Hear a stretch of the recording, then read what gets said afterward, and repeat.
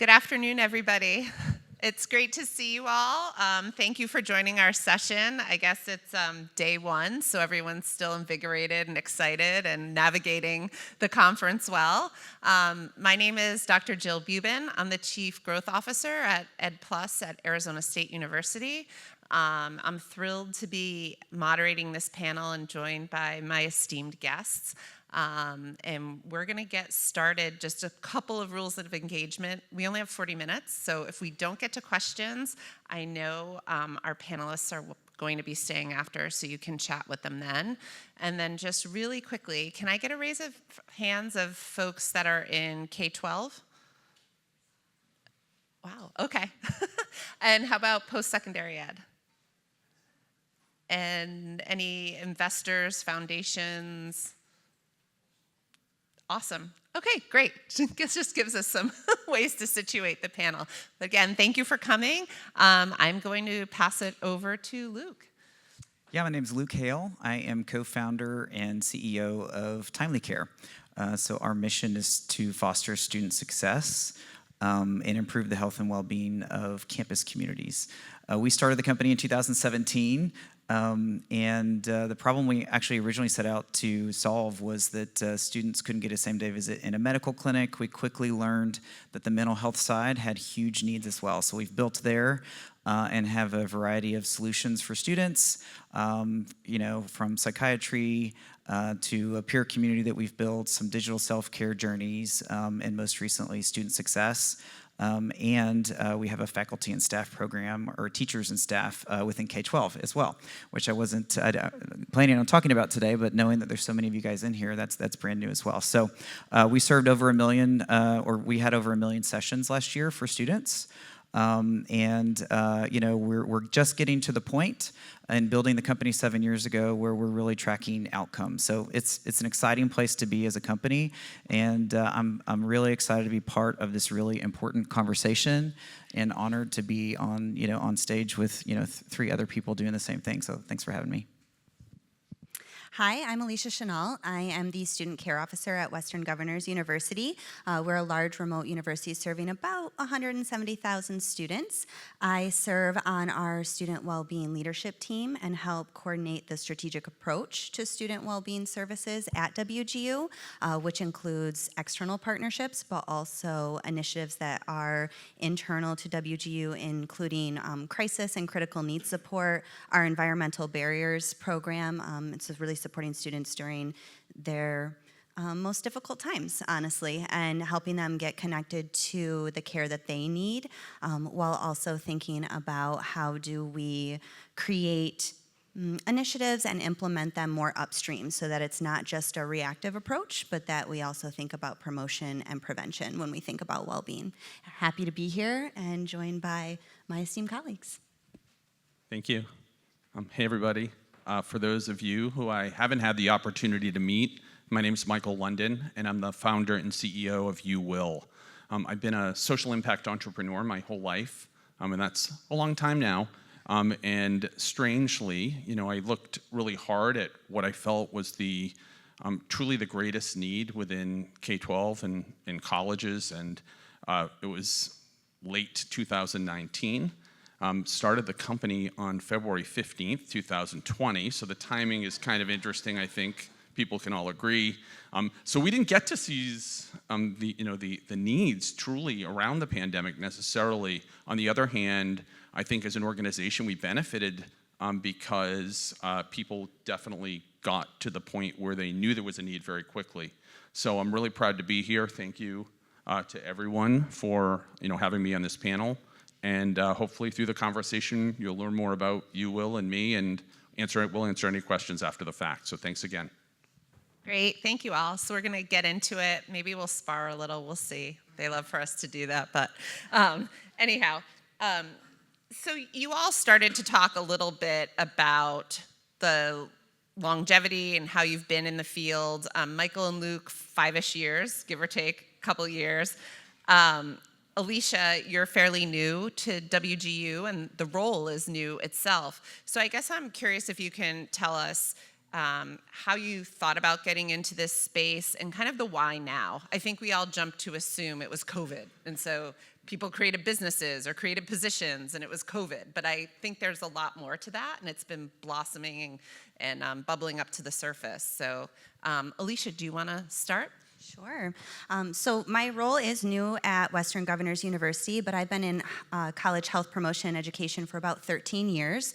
So mostly on brick and mortar campuses. This is my first role in an online university setting. And it's funny you say that, Jill.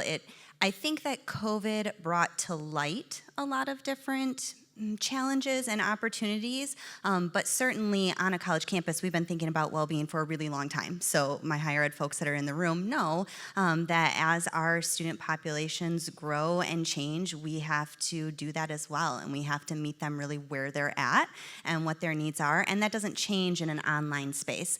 And so I think it was just the right timing at Western Governors University that we saw a need, and we saw the need to expand well-being and really what we were talking about when we were talking about well-being. And so the role's new. My team is maybe 6 or 7 years old. And honestly, I believe that well-being is everybody's work. So well-being was done long before my role was ever at WGU, because if we really are a health promoting university, it's everybody's role to care about our students' well-being. So I think the why now a little bit, COVID shined a light, but I do believe higher ed, we've been focused on student well-being because we know that there's that direct connection between well-being and academic success.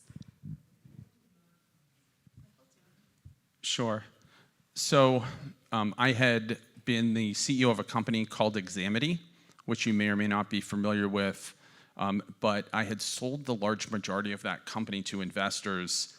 And I knew it was time to move on, and I think they wanted me to move on, by the way. Hopefully you get that. So I, really, I said, what is truly the greatest need within higher ed? As I mentioned, I had the good fortune of knowing a lot of leadership within colleges and superintendents as well, and they overwhelmingly mentioned mental health. And again, it's pre-pandemic. And I'm thinking, the more I learned, I started to think it's truly going to be the defining issue for education, within our time. And so I knew it was the right thing for me. And interestingly, in my last organization, we had a technology that facilitated communication between proctors and students. Well, our technology now facilitates communication between therapists and students. And so I felt I was uniquely qualified to be able to tackle the issue, and so far so good. Yeah, so for me, my whole career, anytime I've had an opportunity to be involved with something that had some level of social impact, it just felt good to wake up and go to work and be a part of it. So as we were looking for problems to solve when we started TimelyMD at the time, or now TimelyCare, again, I told you we started on the medical side, but quickly identified that students, they couldn't get in to see a provider many times for 5 or 6 weeks. And if you look at ACE reports that are done every year, it's one of the top 2 things that college presidents are trying to solve for, and has been for some time. And so it's the number one students unenroll is mental health, right? And so we are, we've built something that not only allows us to build a team of people who are really focused on our mission, but also building something that students will utilize and actually drive the outcomes that higher education is looking for on campus, is what we were looking to do. And so now at this stage, again, we're at the time where we can start measuring these things with the large quantities of students that are utilizing our services. And 75% of our students indicate that having access helped them stay in school. We're showing clinically significant improvement of a student's mental health in on average 3 visits, right? And that's so important because typically industry standards are closer to 10 to 12, right? And so it's allowed us a space to deliver care to a very specific population and build in a way that we can achieve these outcomes for them. And so anyways, that's why we did it. And again, what makes it happen is our team, right? And making sure that we continue to build in a way where everyone is a champion of our mission is really important. So I've read quite a bit. We were talking about mental health, but there's also that balance of wellness, right? And how do we think about kind of solving the now with mental health, but the wellness piece of long-term care, or perhaps stepping in before there's a mental health problem. So the wellness that goes hand in hand there. I've been reading a lot about Gen Z, Generation Alpha, are very much attuned to taking care of themselves, self-care and wellness. I have a 17-year-old. It amazes me how her and all her friends are very into self-care. So I think it's wonderful. And I've noticed, Luke, Michael, you've also expanded offerings into the wellness area.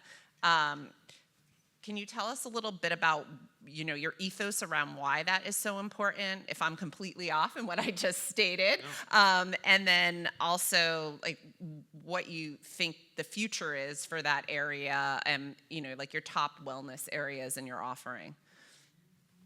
Yeah, so I'll get us started. So wellness has been a component of TimelyCare for quite some time. We identified pretty early on that there was a need to expand our services. So I guess the first step outside of medical and mental health care then went into health coaching and psychiatry, right? And so providing services like that for students really helps them understand the connection between their wellness and other facets of their life, be it even their studies. So we talk all the time about our ability to partner with an institution to invest in students for 4 years. We've got 4 years to partner with that institution to help students be better. And the cool thing about that is you're investing in them, and it probably has an impact on them for the rest of their life, right? And so wellness is a big part of that. So as we've continued to innovate, we've everything from our health coaching, but now some of the digital solutions that we offer. So we've got a peer community where students can have anonymous conversations with each other. And they're talking about everything from, I'm arguing with my roommate about when to turn the lights out at night, to solving relationship problems, and everything you can think of, right? And then we also have some self-care journeys. So think about anxiety and depression, where this is a space where students can go learn about these things. And when would be the right time to talk to a provider? And there's yoga sessions and meditation built in.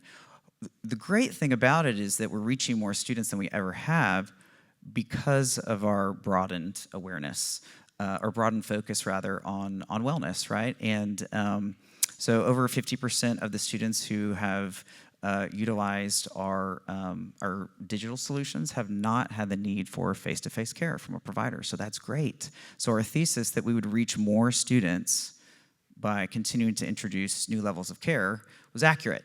So there's a lot of great things from a student outcome perspective and even from a business perspective to celebrate on that front.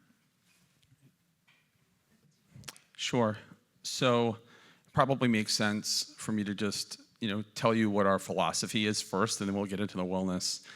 For us, we decided early on that therapy was actually for everyone. And so, with that in mind, we hope people will always use therapy, and we think that no one gets hurt by talking to someone, and we're actually not discerning at all as to who gets to have therapy and who doesn't. So that's just different in the world, maybe not that different from others here, but look, it's not the way healthcare works generally. And so we made that decision early on, and I'll say that 61% of the people that have used us for therapy, those are individuals that had never had therapy before. So we know we're doing something that's really special, because that's just not how it works. On the other hand, wellness is critical. A few years back, we hired a person who's the former CEO of Kripalu. So if we have any yoga types, it's the largest yoga association worldwide. And so what we've done is we've developed our own programming in collaboration with third parties that only comes through us. And so people generally appreciate that because they're participating. So, if that's yoga, well, they might be doing yoga on a regular basis with us. It feels a little like Peloton sometimes. I don't know if anyone does that. And that's definitely an appreciated piece of what we offer.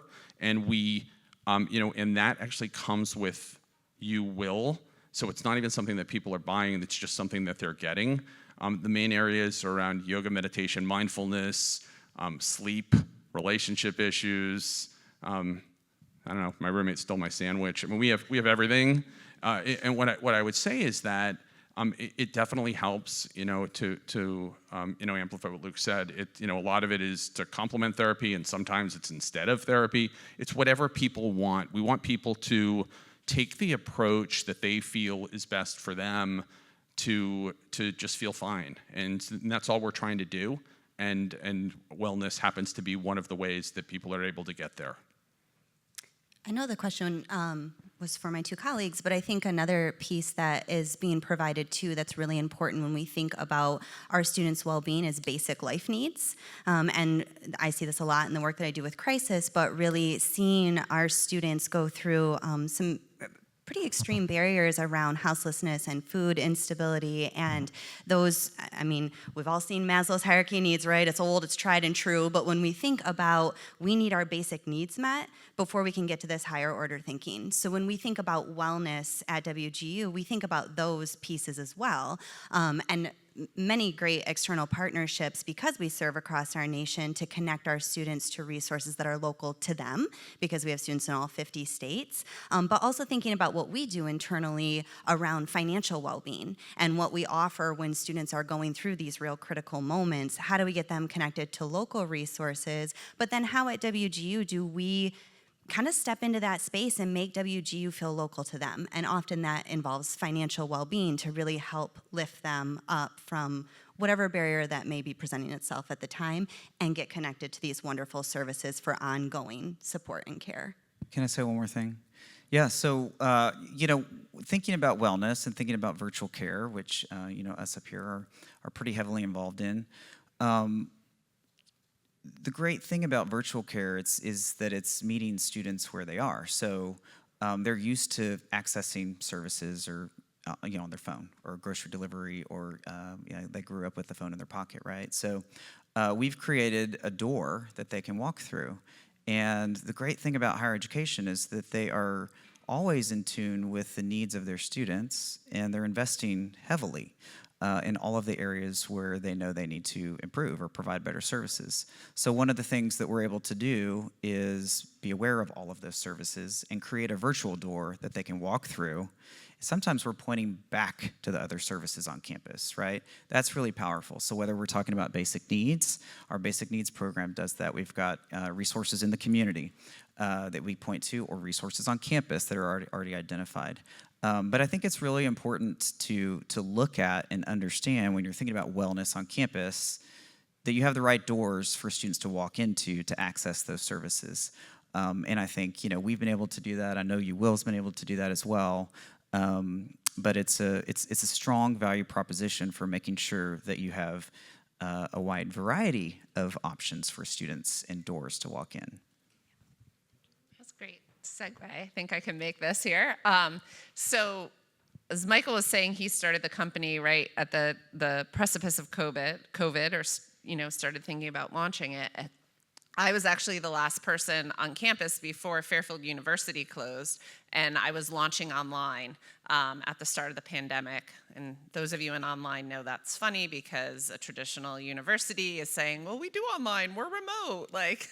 So anyway, whole different story. But one of the things that in researching building really strong student support services for online student has always been near and dear to my heart. And I think that whether it's graduate or undergraduate students, and again, those of you online know it's like, oh, online students don't need services. Online students don't need support. So offering mental health teletherapy was, I thought, a differentiator and much needed for online students. So Alecia, I'm kind of thinking about your thoughts on that topic. Obviously, WGU is invested in that and probably growing over the years.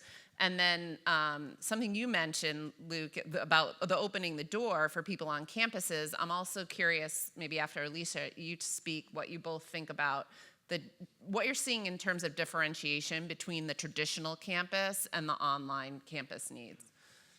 Yeah, thanks, Jill. I think It's very interesting to think about an online student, right? And it is so much more than just providing their courses online. They want more, right? And they should call us to do more for them than just that, right? Than just offering a class online. They want the college experience. I would say it doesn't necessarily matter the age. They want to feel supported. They want advisors who are invested. I was reading an article in Inside Higher Ed about faculty's role in well-being and what our students want. And 85% of students say that they want their faculty involved at a 4 or 5 level on a 1 to 5 scale. That's a lot of involvement from faculty, right? And I am sitting up here saying I work for our student well-being services area, but that's what I mean when it's all of our roles to really care about the student. And we're positioned in a way that every student that comes to WGU gets a mentor for all the time that they're with us. And that really is their connector. That's their bridge, right? And we, of course, we have academic coaching. We have peer-to-peer groups and communities that they can connect with. But it really is that where it's, I will just say ethically and morally, not enough to put a class online and think that that's what online education is. If we're going to be good stewards and we're going to serve our students, it's offering that well-being approach in our policies, in our procedures. It's helping faculty get involved and academic coaching centers get involved, because you never know when a student's going to share something and who they're going to share it with. So we all need to be positioned to get them to that door of, these are the resources we have for you, and let us kind of show you that door and nudge it open for you so that it's even easier for you to walk through it, because there's a barrier there too of even just accessing a service. So how do we reduce that? And that's our role in higher ed, so our students can access these well-being services. Alecia, quick follow-up, and I'm looking at my colleague Nancy, who runs our Student Success Coaching Center for Arizona State University online. I'm very well versed in your mentor model, and it's very near and dear to my heart in thinking about those services.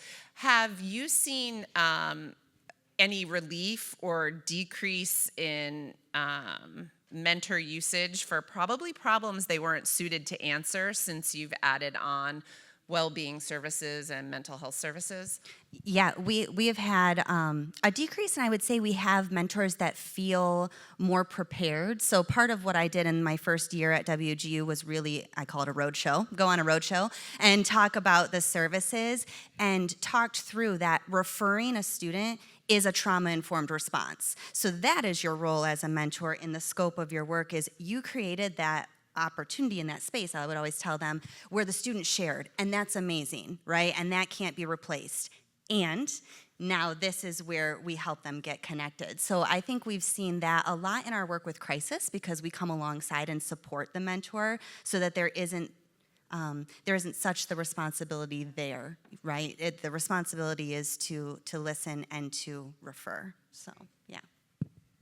Michael or Luke, do you want to add on, or the Yeah, traditional versus online? Sure, yeah. So supporting online students, of course, is critically important, like Alecia just said.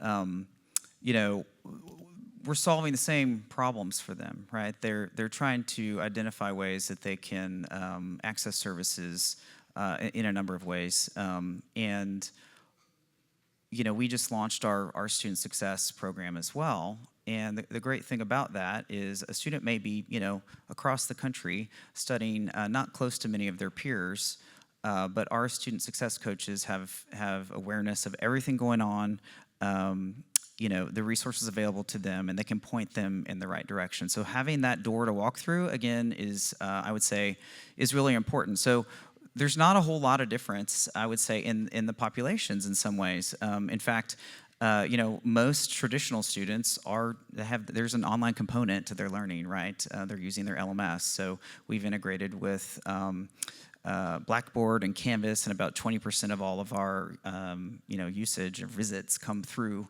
those LMS systems, right? And so again, making sure that you are where the students are is really important, and reminding them that they do have this level of access is important. So I'll use an example too of one of our customers, one of our partner schools here in San Diego is National University. So they're primarily an online institution. They've got students all across the nation. it is important to them to make sure that they have resources available for those students. And when we look at the usage of services across the different level of students, many times it is the online students, many times it is graduate students or non-traditional students sometimes that are actually utilizing services at a heavier rate. They are experiencing kind of different challenges in their life than a typical college student with families and careers and things like that. So again, the breadth of services for all different campus populations is important because they all need it. And just quickly, so Uwill has an exclusive partnership with the Online Learning Consortium, and we have just completed joint research in this area in particular, and it's not out yet, but just a couple things that are probably obvious. First would be that the online student tends to be older. The online student tends to have lower income than the families in the traditional students. The healthcare seems to be a challenge with the online students. So a lot of resources that require them to use their healthcare tend to not be overly effective at working to receive the mental health support that they might need. That said, for us, our technology is good for online in particular because it facilitates, an immediate appointment with a licensed therapist based upon a student's needs and preferences anywhere they are within the world within 5 minutes, right? So that's good. Generally, that's going to be great for online. Of course, it's great for traditional as well, but we have to admit it's a little easier. Traditional students are a little bit easier, in our opinion. Great, thank you. I'm watching the time too. I'm going to try to get 2 more questions in. So we are at the largest tech conference, I think, ed tech conference in the world. So I've got to ask about the tech. Like, just as Gen Y, Z, Alpha, always on phones, or we're all on our iPads in here, whatever we're doing, they're very tuned in technologically. So I know I get questions all the time, like, what does your tech stack look like? Your MarTech stack, like, right? ASU+GSV has made tech very sexy. So I'm curious, how important is the tech interface on this? How did you think about building, your company with tech front forward? So Michael, I was going to start with you. Thank you. So for us, the tech is really important. We developed our own technology. I will not try and tell you about our tech stack because it's not my thing, but I can tell you, it's ours. It's an environment. It allows for schools to pick and choose the specific components of that environment that they want. It allows for schools to be able to say, I want more or less of any of these components within the environment. And it facilitates immediate access, whether it be therapy, crisis, or wellness. Yeah, I'd say your tech is very important. So our story is that when we launched the company, we used third-party tech, and we did that very intentionally. We wanted to learn what's the best way to deliver an experience for students, or what is an experience that we can learn from so that we can innovate from there. What's the best experience for providers, right? Because the providers are a very important stakeholder in making sure that we have high-quality care and making sure that they have the resources they need to deliver awesome care to students, that it's easy to use is really important. So we built our own tech. We launched our own tech in 2021, and we migrated from our other tech. I think we had 67 customers at the time, campus schools that we were working with, and our quality scores immediately went up.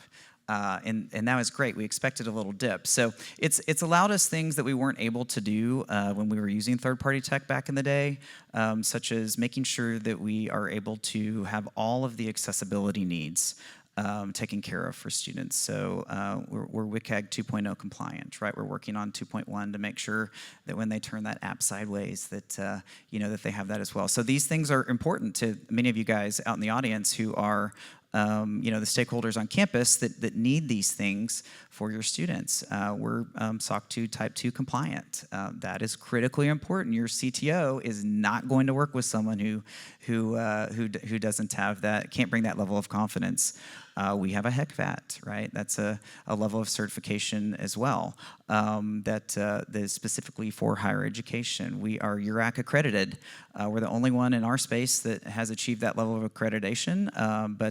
So we sit up there with like Walgreens and CVS, and so it's the highest level of accreditation that you can get from a virtual care standpoint. So investing in these areas has been really important to us, to show you guys out there that your students are safe, their data is safe with us, and so we take that, very seriously. We have someone on staff and hire external third parties to try to hack into our system to make sure that it's extremely secure from a PHI standpoint and a HIPAA standpoint and all of those things. So yes, the tech is, I would say, incredibly important for the students, for the providers, and what I didn't mention, and I know we need to move quick, so I'm not going to spend time here, but also for the care teams, making sure that they have real-time access to the way that we are working with their students and how we're serving their population, what populations on campus are we serving. All of those things are critically important. Great. Yeah, and it sounds like,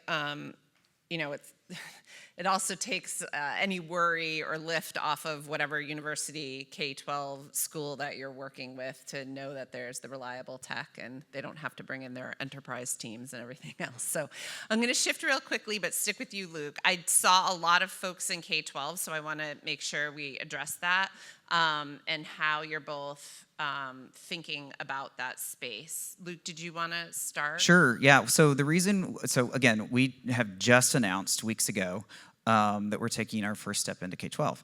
And many of you probably know, especially if you're in K-12, the burnout rates of teachers have skyrocketed. It is the #1 group out of all industries represented from a burnout perspective. And so what we are building, what we have built, is something to help those teachers, because if you're ultimately if you're able to provide solutions for those teachers, that trickles down to the students as well.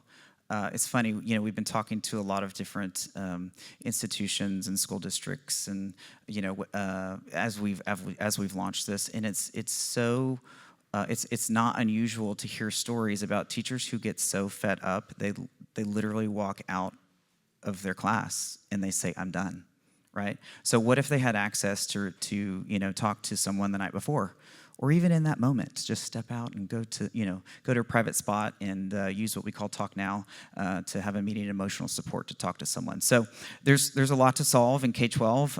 That's where we started, and we're excited about the impact that we're going to have in that space, and certainly have quite a bit of interest. So starting with faculty and staff first, and then Michael, I believe one of your first clients was a charter school in New York City, right? So I don't know if you want to talk about your approach. It was.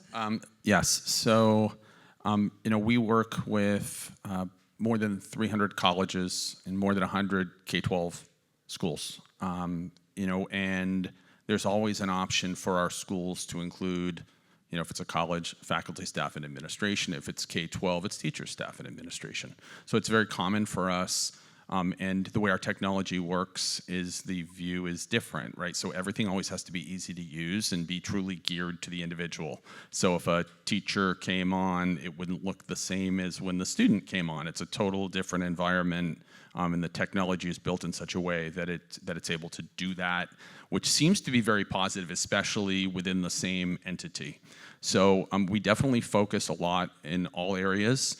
Obviously we have more colleges than high schools, as I mentioned, but they're equally important. I mean, there's needs here everywhere, and it's truly who wants to be in a collaborative relationship with us and work together to try and accomplish everybody's needs in this area. I mean, that's one thing with us. It's a collaborative solution in the way that it's built. So people, again, I mentioned the picking and choosing already. I mean, that's really what it is. It's our ability to complement and fill holes that people have so that people can get the mental health support that they need. Yeah, I'm going to take it back to your previous question about technology. So because we own our own technology and we identify that, you know, the burnout rate of teachers is high, that allows you to move quick and solve that problem. But you do have to be thoughtful, as Michael was saying, about what you build for them. And similarly, on our side, we've been serving faculty and staff in higher ed for a number of years, simply because schools kept asking us if we would, and so we finally said yes. And so we have quite a few campuses where we serve their faculty and staff as well. But so now we've built self-care journeys, and we have a peer community specifically for faculty and staff. So making sure that you create a space for different groups of people, be it faculty and staff, students, other groups, is critically important to make sure that you're delivering a targeted approach to care. Great. I want to bring it back to Alecia, maybe with our 4 minutes left. When I was thinking through, again, back at Fairfield and now, like I mentioned, working with Nancy in this space, my colleague at ASU, there's always it's thinking about how do we measure outcomes and success. The initial, you know, I can hear when you're putting in a budget request, everybody wants these services, but it's still an ask, right? So I always jump to like persistence, retention, and the numbers everyone wants to hear. And Alecia, I'm curious if you can start us out just talking about what you've learned with outcomes by offering similar services. Yeah, I think you're right. We jump to retention, and we think about access, we think about retention, we think about our students really getting to that finish line, because education's a game changer. So we know if they get to that finish line, it opens doors for them. It creates generational socioeconomic stability. I mean, there's a whole story you could tell about well-being, because well-being's everything. But when you're talking about outcomes too, I think it's really important to look at the actual well-being of a student and how you measure that, right? And if they believe their university cares about their mental well-being, how do they think that their university shows up for that, right? What services have they used the most that actually make a difference? And honestly, I will say, don't underestimate the power of a student story, because they can tell you better than anybody else, right? What the impact of what you offered did for them. And so we actually use a lot of qualitative data and collect student stories along their journey. We, I mean, one of our key components is 1 by 1. We care about our students 1 by 1. So each student's story is so critically important to how we supported, how we were on that journey with them, what doors were opened because of what we could offer for free. So I'll throw that into of that equitable access piece for our students to these types of wellness resources. But I think that's the big thing I would say. Don't underestimate having your student story out there, because it really does make an impact when you tie it with some of these other outcomes that we utilize so often. Yeah, I'll go. Yeah, outcomes are really important. And again, it's an easy thing to tie back to technology as well, because if you have your own tech, you can truly measure the impact that you're making. So some of the outcomes that we're now sharing include, you know, there's some simple stuff that we're getting from talking to our students, just like you said. 75% of our students indicate that TimelyCare helped them stay in school. We looked at institutions who have access to TimelyCare versus institutions in similar cohorts who do not, and you know, the data suggests that TimelyCare has an impact on increased retention.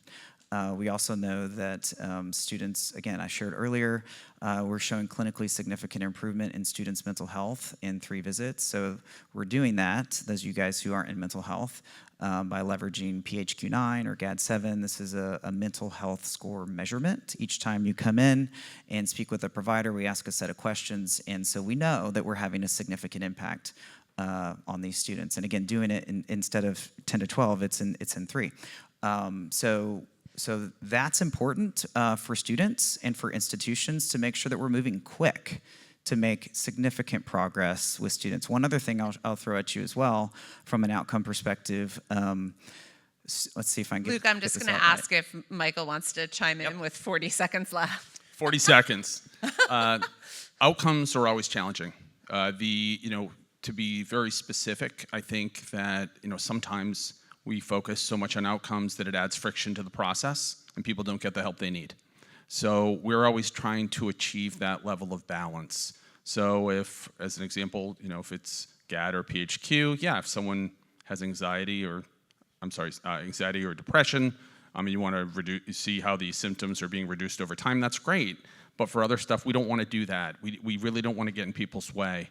On the other hand, we ask for outcomes like, can you get the person, an appointment within 5 minutes? Can you actually make sure that a person is talking to someone when they're in crisis within 30 seconds? Those are outcomes too, right? They're a little bit different, but they are really important, and those are some of the things that we really focus hard on. I was fortunate. I'm on the board of one of the hospitals in Boston, and I sit in their behavioral health committee. I'm not clinical. I'm not technical either, as I mentioned. But to be able to have that, and in our case, we have McLean, the greatest psychiatric hospital worldwide nearby. We had people consulting to us on how to handle outcomes in an effort to make sure that students didn't lose interest in what we're trying to accomplish together. So, it's a unique approach, and therapy gets rated at Uwill. So how about that? All right, I got to use the hook. We're over. There's the hook. Nice to meet everybody. Thank you all to our panelists. Like I said, they'll be here. I actually have to try to run across this conference center. Thank you all so much for coming. I hope it was helpful. And we'll see you around the conference.